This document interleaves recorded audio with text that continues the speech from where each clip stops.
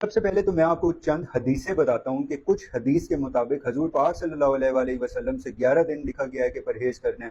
اسی طرح امیر المومنین علی ابن ابی طالب سے یہ روایت موجود ہے کہ 11 دن، امام جعفر صادق علیہ السلام سے کہیں روایت 6 دن کی بھی ہے اور کہیں روایت 11 دن کی بھی ہے۔ تو 11 دن سے زیادہ پرہیز کرنا آپ لوگوں کے لیے فضول ہے۔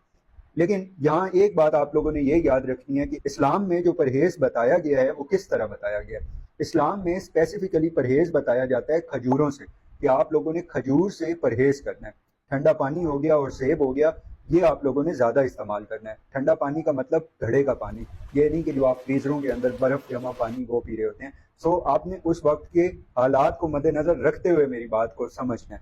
اس کے بعد یہ بات بھی آپ نے یاد رکھنی ہے کہ اسلام میں یہ تلی ہوئی چیزوں کا کوئی تصور نہیں ہے۔ ہاں البتہ یہ جو طب کی کتابیں وغیرہ میں نے پڑھی، اس میں ایک چیز مجھے ملا کہ اگر آپ لوگ بینگن کو تل کے کھائیں تو یہ آپ لوگوں کے لیے بہت زیادہ بینیفیشل ہے۔ تو جواب بڑا سیدھا سا ہے کہ پرہیز ہی انسان نارملی کر رہا ہوتا ہے، لیکن وہ 11 دن آپ کی جو پرہیز ہے وہ بیسیکلی کھجوروں سے پرہیز کہہ لیں، یا جو ایکسٹرا چیزیں آپ لوگ کھا رہے ہیں ان سے پرہیز ہے۔ تلی ہوئی چیز تو اسلام میں ہے ہی نہیں، تو وہ تو ہر وقت ہی پرہیز میں ہے۔